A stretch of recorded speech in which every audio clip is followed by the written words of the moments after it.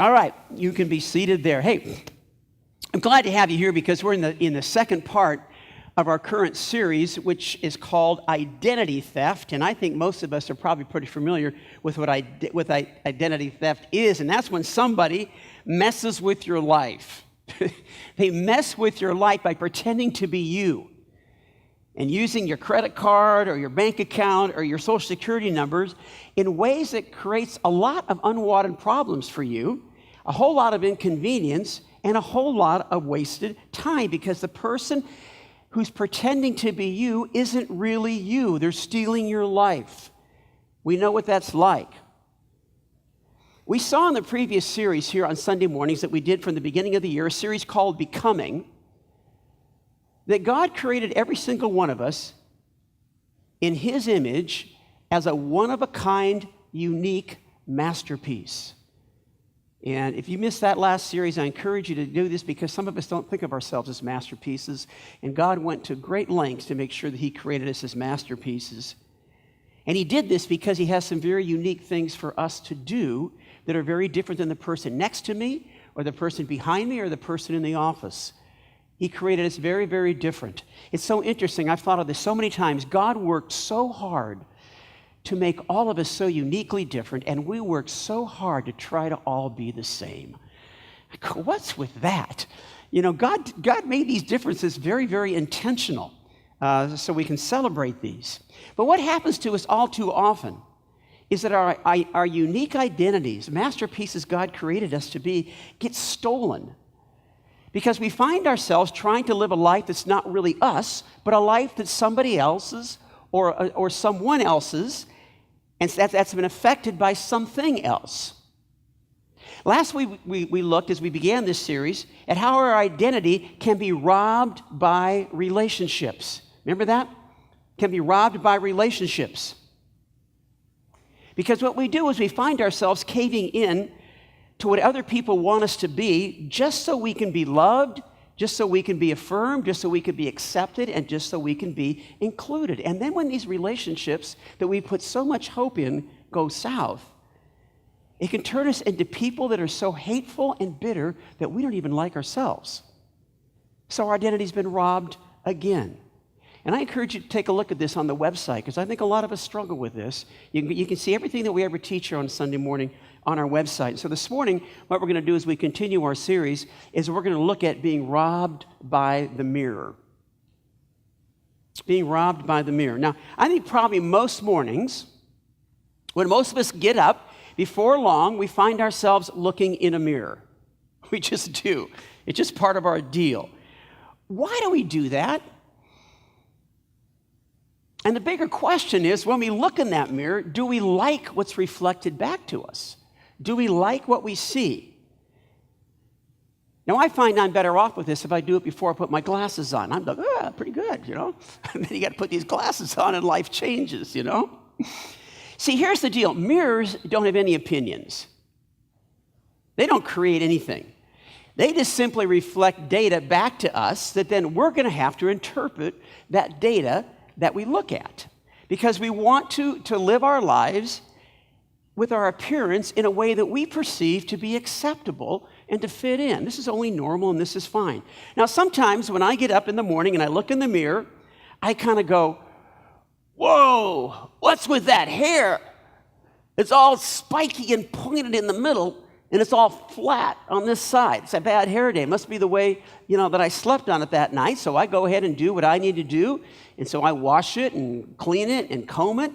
Then later that day, I see some guy who's worked really hard to make his hair look pointy here and flat on this side. I go, man, he's having a bad hair day. No, he perceives that as being an acceptable appearance because he thinks that's cool. But we see the same thing. Now, if we're honest, every one of us want to look good, and I think that's good. I doubt very few of us get up in the morning and think, gee, what can I do today to look absolutely my worst? I just want to look really, really bad. I see some people that I think must have thought that, but I don't think that's what they were thinking when they did that. It's good. It's good that that we're concerned about our appearance and that we want to look our best. But what robs our identity is when the data that's reflected back to us in the mirror is interpreted to mean we don't measure up. We're not good enough. We've fallen short. And this kind of thinking begins to do a number on our sense of value and our sense of worth. You know, I've mentioned this before, and I probably will mention it dozens of times more. One of my favorite singers from the 70s and the 80s was a gal named Karen Carpenter. Some of you are aware of her. Some of you go, what? That's oldie stuff.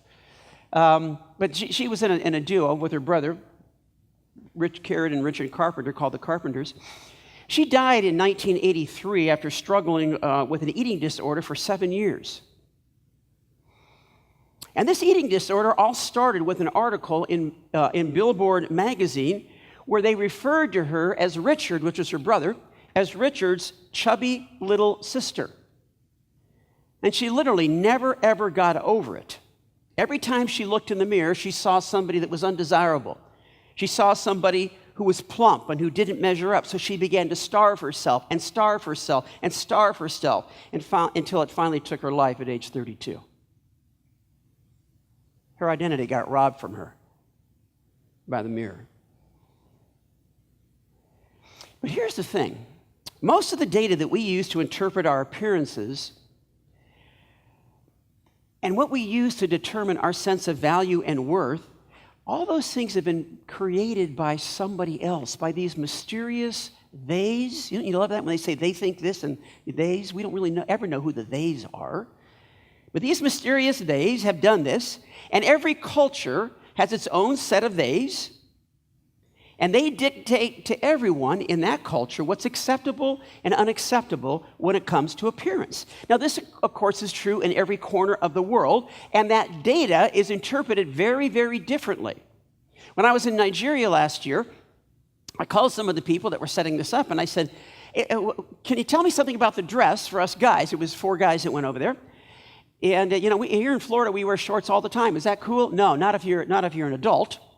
If you're an adult male, shorts are for kids. And once you get older, that's one of your identifiers, you've now become an adult, is that you don't wear shorts anymore. That's their standard. But inside every culture, just like our culture, there are subcultures all over the place. Here in our country, we have the teen culture. We have the 20-somethings culture. We have the aging culture. And each kind of has their own acceptable standard for appearance that has been established by these days, and the goal is that they be different. The goal is that they be different. Now, if guys my age, I just got to tell you this, I'm just absolutely convinced of this, because I've thought about this, because I'm not a real huge fan of holes in your jeans, because I was raised that in fact, when I was in school, you weren't even allowed to go to school if you had holes in your jeans. And so I was just raised that way, so it's not a right or wrong, it's just true. But now it's really a fad within a culture, but I know a way I can stop it. If everybody my age starts wearing them like that, it's over. It's over. Because I don't want to be like the old guy. That's because, so parents, if you ever want to get your kids to stop doing something, do what they're doing. And they will change pretty quickly. Now, you don't have to be a rocket scientist to know that all you have to do to find out really who a lot of these theys are is to follow the money trail. It's really not much of a mystery when it comes to a lot of things in life. Last year alone, over $84 billion was spent on cosmetics. And we could put clean water in every country of the world for that. $74 billion was spent last year on diet foods and weight loss programs. Of course, some of these are for health, and they're valid. 17.5 million Americans elected to have cosmetic surgery. Again, some of it was required, but this was mainly cosmetic that wasn't really affecting their health.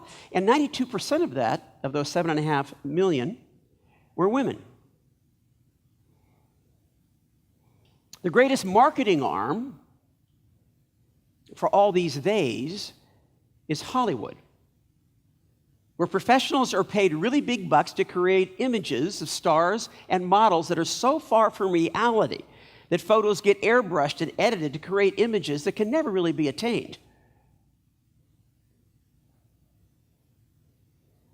They recently did a survey, I was reading about this, and they found that 70% of women felt depressed after looking at a fashion magazine for 3 minutes. So that doesn't sound real good. Now that's because the average, I'm not picking on you women, I'm just using a statistic here.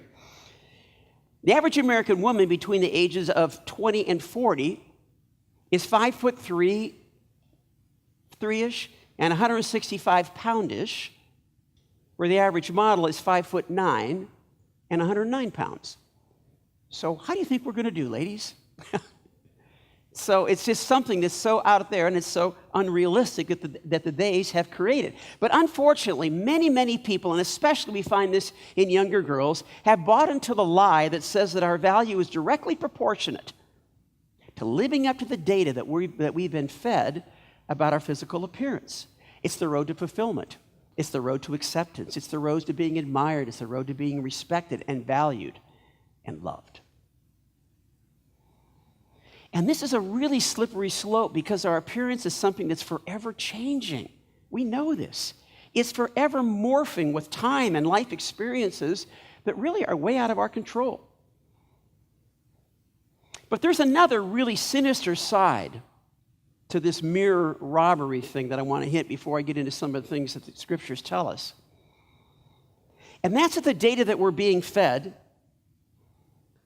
can actually stimulate a false sense of superiority over other people that are not our kind, viewing them as inferior and giving birth to hatred and to pride. You know, when you talk about racism, which is a thing that's always on the news, a thing we've been talking about for a very long time, do you know that much of it, if not the majority of it, is rooted in the differences in physical appearance? The differences in physical appearance, if you were raised in one of these cultures but looked just like you do today, it would be a different story. Physical appearance, the shape and the angle of eyes, lips, noses, kind of hair, skin color, even body type, because some races are shorter and stouter than others. So we can actually go the opposite way and give us this superiority concept that looks, a complex that looks down on anybody that doesn't look like us. So every race, just think of this, every race and every culture uses data they've been fed as the basis for determining value and worth. Important to understand. For some, this results in an insecurity of inferiority, feeling they don't measure up.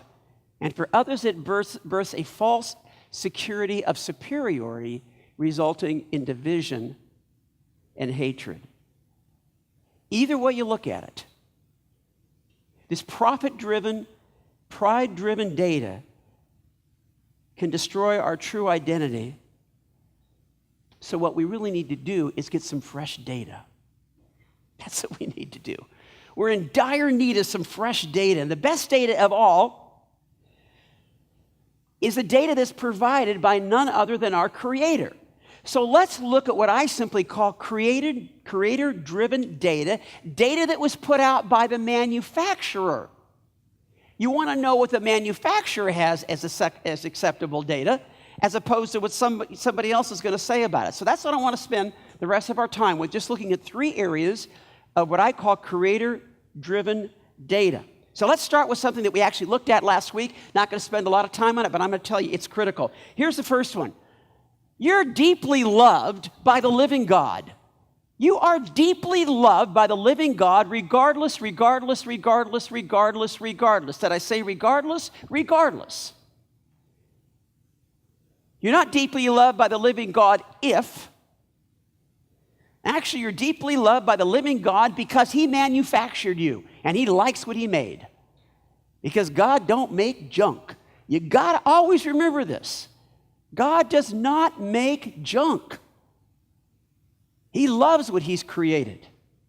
We looked at this verse last week, and I'm just going to read through it in Ephesians chapter 3, starting in verse 17. Talking about people that have crossed this line of faith and come into a relationship with Christ. It says, "Then Christ will make His home in your hearts as you trust in Him. Your roots will grow down into God's love and keep you strong. And may you have the power to understand, as all God's people should, may you understand something. May you understand how wide and how long and how high and how deep His love is for you. Wow. May you experience the love of Christ, though it's too great to understand fully. Then you'll be made complete. Isn't that what we all want? Then you'll be made complete. The mirror won't make you complete. The cosmetics won't make you complete. The weight loss programs won't make you complete. I'm not saying they're not good for your body and they're not beneficial, but they won't make you complete. He says the love of God dwelling deep in your soul will make you complete with all the fullness of life and power that comes from God. Do you want to have all the fullness of life and power? I don't know who would say, nah, that sounds bad to me. That's what I want. And God says, that's what I want to give to you, but you're never going to get there if you're always thinking that you're not loved, that you don't measure up, that you're not worth it, that you don't have value because of what somebody else said. I want you to be complete, so I want your roots to go deep, deep, deep down. Don't settle for the Cliff Notes version of God's love, but soak it up into your life like a steak sitting in marinade. Just be captivated by that unfailing love. Let it form the basis of your identity rather than profit, pride-driven Hollywood that you're never going to live up to. God made you in His image and made you acceptable so that you don't have, not that you shouldn't do any of this, so please don't take, I always want to say on a subject like this, don't hear what I'm not saying, just hear what I'm saying. We're talking about God making us complete so you don't have to hide behind the right genes to feel like you have value. You don't have to hide behind the right hairstyle or the right shoes. You're already valued. You're already significant. You're already enough. So don't spend your whole life trying to become something you already are. Do you get this? Don't spend your whole life trying to become something you already are, because it will steal your identity. I love how the Apostle Paul, who wrote so much of the New Testament, he warns about this. He warns this new group of Christ followers in the city called Colossae. In a letter he wrote, it's called Colossians chapter 2 and verse 8. Here's what he said: "See to it that no one takes you captive through hollow and deceptive philosophy." Watch out for this. And by the way, Paul doesn't waste ink and paper to say something that's not an issue. He knows this is an issue. So he says, see to it that no one takes you captive through hollow and deceptive philosophy, which depends on human tradition and the basic principles of the world rather than on Christ. Be careful you don't get your identity stolen by falling into all this philosophy and all these traditions that are going on around you, and you miss what Christ has said. If you were around today, Paul would be saying, refuse to let magazines and bathroom scales take you captive. Don't let it do it. Don't let the data of 17 or glamour or muscle fitness define your value, but rather let the words of Matthew and Mark and Luke and John and Jesus himself, let those words define you. That's the magazines you need to be reading. And I fear some of us read some of these other magazines a lot more than we read the words of God. And so, of course, we get bent this way instead of this way. This is why in our series, Becoming, we talked about renewing our mind. We can't get where God wants us to get thinking the way we've always thought. That's insanity. Can I say that again? You can't get where God wants to get you thinking the way you've always thought. I see this all the time. I go, yeah, I got to be careful I don't say that. That's just wrong thinking. That's a philosophy in a tradition that's out there that some they's created. No, that's nowhere close to the heart of God. Don't let those things define you. Let the wisdom of God encourage you and shape you, okay? All right. me give you the second piece of critical data, and this one. Oh, I love this. True beauty is to the bone. True beauty is to the bone. It's not just surface level. True beauty is to the bone. What I'm saying here is that we need to begin to see beauty the way God sees it. See, it's one thing to look beautiful. It's quite another thing to be beautiful. Some of you may remember the movie. I'm going to give you some clues here. It had Jack Nicholson in it. Had Helen Hunt in it. Jack Nicholson plays a character who's this really neurotic guy, and he comes to a restaurant where Helen Hunt works. And the name of the movie is As Good as It Gets. Free coffee for this lady in the front. Okay. Yeah. Remember that movie? Now, by the way, whenever I mention a movie, I'm not saying everybody go out and watch it. Don't think I'm supporting it and saying, it's really a great movie. And I'm just saying that this is part of the plot line of it. And after Jack Nicholson and Helen Hunt's characters have some interaction, she says this to him. I love this. You know what? When you first came in here, I thought you were handsome. But then you opened your mouth. That's quite a line, isn't it? When you first came in here, I thought you were handsome. And then you opened your mouth. You probably know people like this, don't you? Attractive on the outside, but ugly to the bone. Back in the Old Testament, there was a prophet by the name of Samuel, and he was sent by God to look for and to anoint the next king of Israel. So God tells him to go to this very honorable man, a man by the name of Jesse. He says, this guy's got a bunch of sons, and one of them is going to be the next king, so I want you to go check him out. So Samuel goes to his home. First guy comes up, parades across the stage, looking good, big, tall, dark, handsome. Samuel thinks this has got to be the one. And God says, nope. Samuel's like, what? This has got to be the one. Nope, not the one. And so then God says something to Samuel that we need to keep on hearing today. It's in the 16th chapter of the book of 1 Samuel, 16 verse 7. God says, don't consider his appearance or his height, because I've rejected him. The Lord does not look at the things people look at. People look at the outward appearance, but the Lord looks at the heart.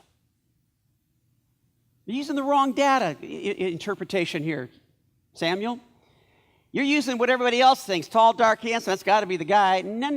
I'm looking a little bit deeper. I'm looking for beauty to the bone.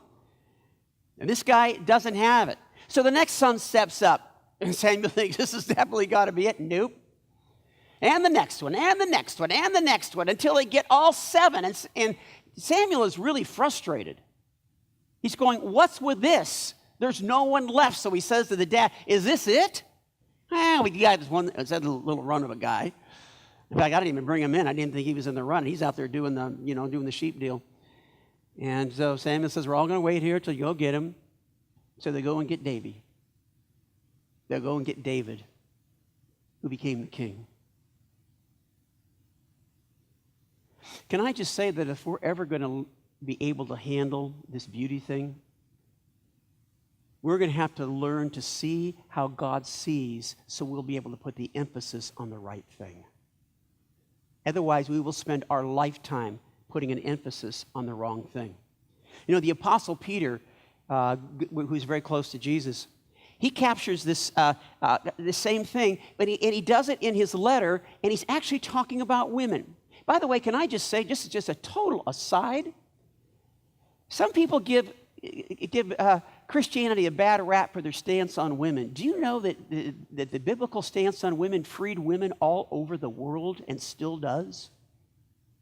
It was the most freeing, radical, revolutionary thing that ever happened in the culture of the world, because God actually put women equal with men. There's no religion of the world actually that does that.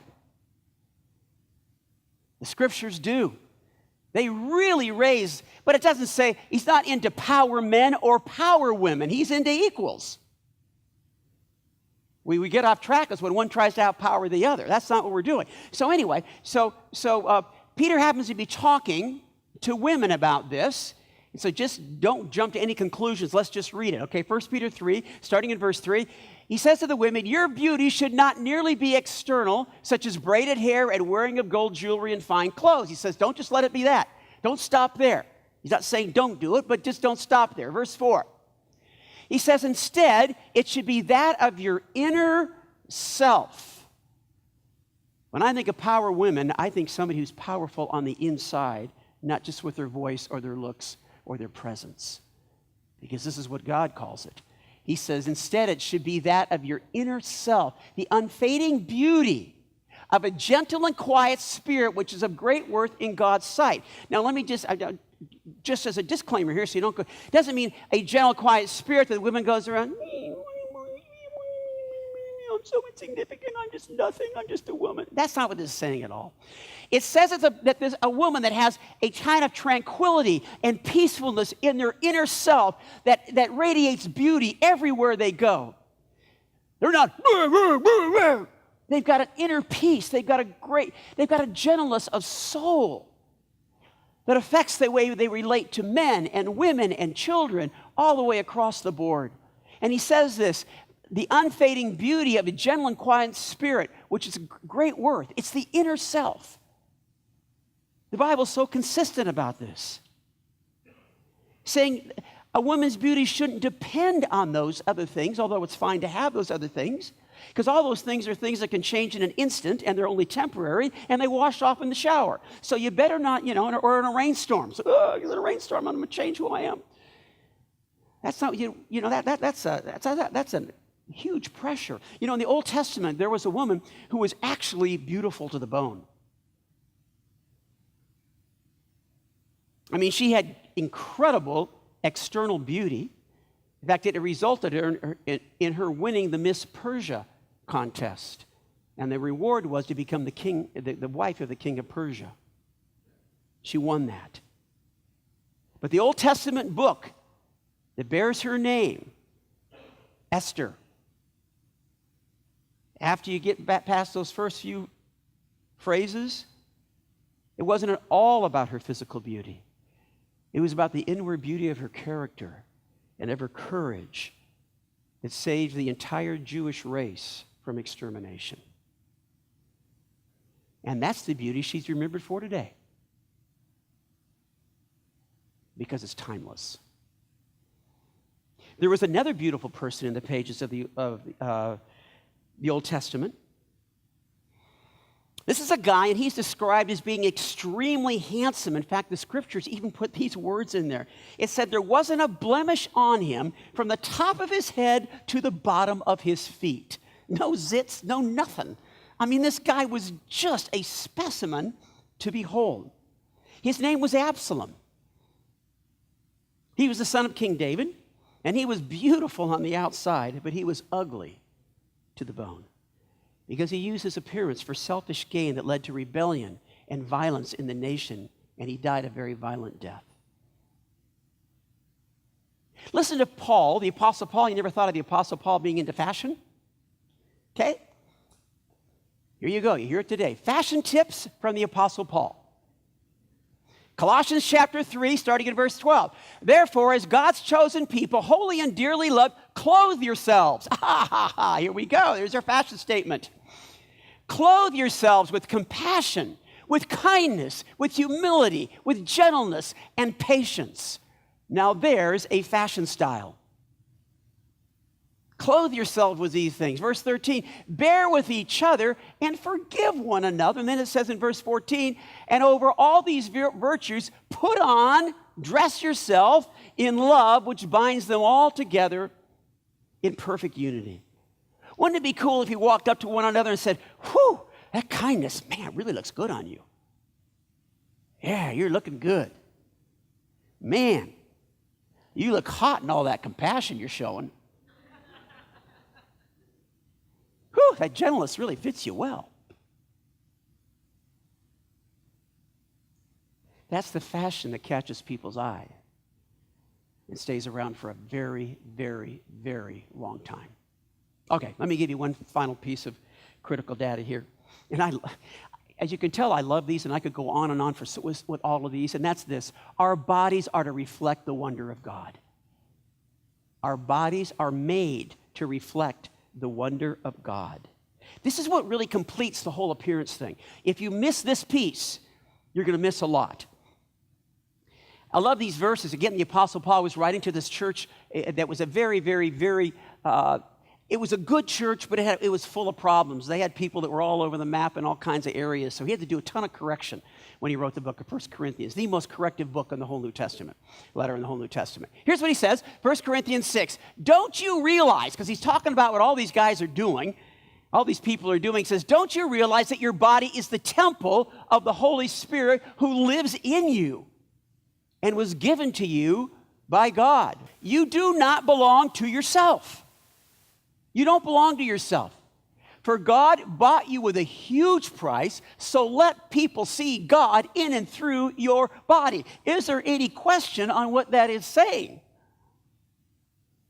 Let people see the reality and the wonder of God through your body. This is huge. It says we were bought with a price. God didn't get us on some clearance rack. He paid the full price. He paid the full price of his death. And he says that when we come into a relationship with him, what he does is he actually comes and moves in. It says his spirit comes and lives right inside of us. It isn't a theology out here. It is a reality right in here. And it's like God is saying this. Hey, listen, you guys, when you look at your body, don't think of it as being just about you, but think of it as being the place I reside. So be careful with it. Man, if I was driving some company car, they can say, you can drive around the company car, but remember, it's the company car. Don't go off-roading with it. Okay, I don't want you to show up to your appointment with your client with mud all over the side. Don't do that. Because this represents the company. And this is what God is saying. Man, don't think about it as just your little deal. I bought your little deal. I bought your life. I infused my spirit inside of you. So think of it as a place where I reside and be careful with it. Don't trash it, for crying out loud. Don't trash it. But at the same time, don't make it the main thing. Don't let the temple steal the show by making it so ornate and so decorative that people miss me. All they see is the temple. You know, in the world of theater, I spent some years in theater. In the world of theater, there's a word for this. You may have heard this and may not have known where it comes from. It's the word upstaging. Upstaging is when something draws attention away from the main action. So if somebody the two lead characters were up here talking, and you'll notice back here, usually there's somebody in the background, and they're not really talking a whole lot, and their hands aren't supposed to be doing a whole lot of action, because they're not supposed to be upstaging. If the main action was right here, and there was somebody back here doing this, they would be taking all the attention away. God says, don't get so obsessed with your outward appearance that what you end up doing is upstaging God. You're pulling attention away from him, and you're pulling all the attention to yourself. You guys remember by name, some of you may have, John the Baptist. He was a biblical character who was kind of the setup guy for Jesus. He came first to tell everybody that Jesus was coming, and after he introduces him and things start to get rolling, he makes a really interesting statement, which I have made one of the statements, by the way, of my personal life. Think about this one. Here's what he says in John chapter 3 and verse 30. He, speaking of Jesus, must become greater. I must become less. That's just another way of saying, I'm not going to upstage God. I'm not the main feature. The main action is God. So it means when I look in the mirror, my response is, I want to be more like Jesus and less like me. Boy, I encourage us to do this. So here's my challenge to you on this one. And I want you to think about this. Really think about this. I cannot answer this for you. When people walk away from you, in any environment, what do you want them to remember about you? What do you want to stick in their minds? The way you looked? All the outward stuff? Or the reality of Jesus oozing through your pores? Which one is it? Do you want everything they remember to be from the neck down so they go, wow, what a temple?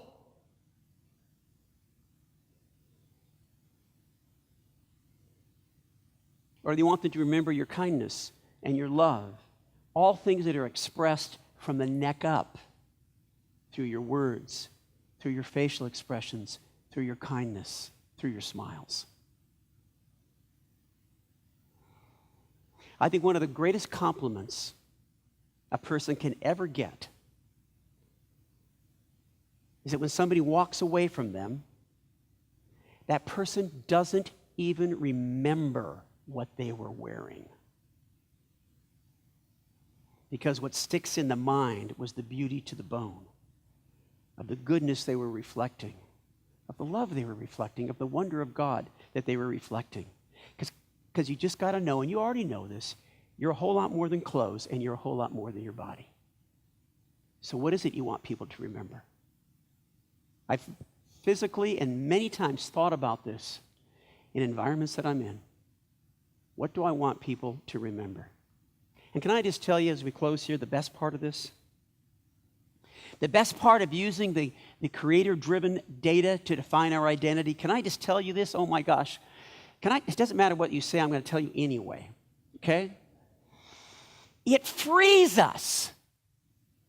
It frees us from having to prove our value to people that live like they have value, and they can start and engage in a totally different life. Again, the Apostle Paul is talking to these same dudes there in 1 Corinthians.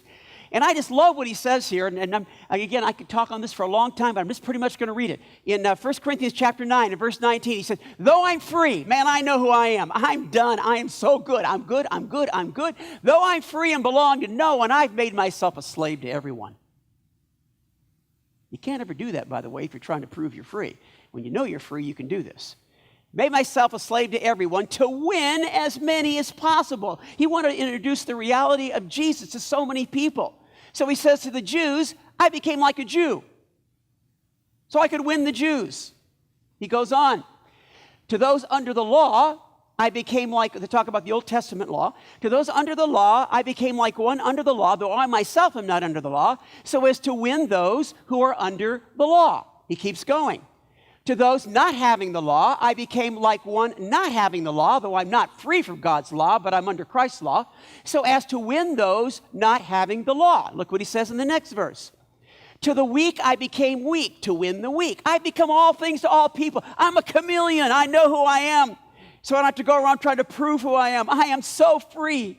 I can be a chameleon. I can become all things to all people so that by all possible ways I might win some. So when he was with Jewish people, he dressed like Jewish people. He put the little beanie thing on. He probably had little tassels on and everything. When he was with people that were not Jewish, he changed his outfit. He looked a little bit different that time. You know, when he was with people who were weak, and he talks about what weakness means, it means weakness is people that their faith is so fragile that if they see somebody dressed a certain way, they maybe with a loop or an earwing. How about an earring? Okay, they see them wearing something, they're going to be, oh, boy, I don't think God loves that kind of person. So he says, I'll take the earring out. Who needs the earring? I don't need the stinking earring. I want to win the person. Freedom, freedom, freedom. That's how someone lives who understands their identity. Everyone is their kind. You got that? Everyone's their kind. They're not always trying to prove themselves, but are free to serve and to love others as a demonstration of the reality and wonder of God. They live as masterpieces, showcasing the living God, rather as billboards trying to advertise themselves. Wow, That's freedom. All right, so let me just give you a challenge as we shut down here. Our identity robs us. All right, the mirror robs our identity because we use faulty data to interpret what we see. Data that frequently makes us feel like we don't measure up, resulting in a huge sense of insecurity that challenges our sense of worth, or convincing us that other people don't measure up, and it leads to pride and hatred. Both come from the mirror. But God provides a kind of data that's not profit-driven, not commerce-driven, not pride-driven. It's love-driven. The kind of identity that's love-driven. Because more than anything, he wants us to step into that masterpiece design that he has for us. So tomorrow morning,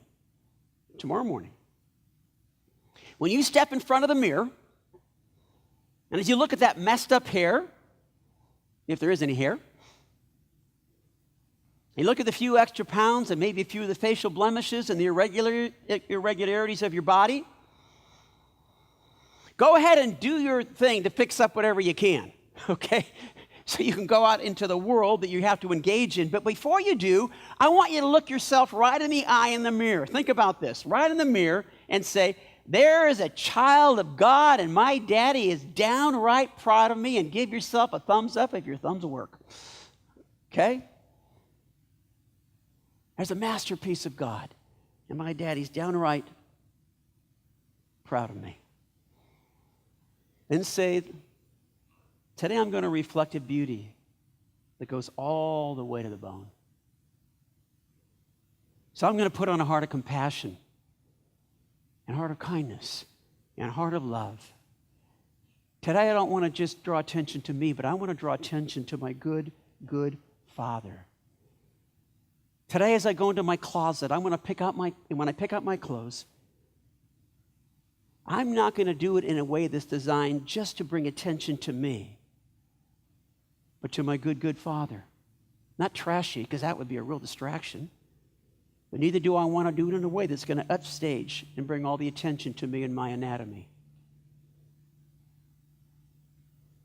Today, I'm not going to let the mirror rob me by making me think less of myself. And I'm not going to let it rob me by making me think more of myself. Rather, what I'm going to do is I'm going to live my life in the incredible love of my Father with a beauty that goes to the bone and showcases the reality and the wonder of God. To clarify my identity in a way that allows me to love and serve others because I'm free. And then just say, thank you, mirror, for reminding me of all those wonderful things. We good on that? Let's be good on that. It changes your life. Stand with me. God, thank you so much. Thank you so much that, wow, you don't make junk. Thank you for all the valuable people that are in this room. And God, we got to just acknowledge we have junked up some of the good stuff you've done. And some of that needs to peel off, and you want to restore us, and you want to help us, God. But thank you, God, that you stay in the game with us. Thank you don't throw us out in the middle saying you don't measure up, but you hang in there with us, God. Pray that we will be a people that are beautiful to the bone, who are loved by you, and who get the opportunity to serve in others as we showcase your goodness and your wonder and your kindness and your compassion and your reality. God, thank you. In Jesus' name, amen.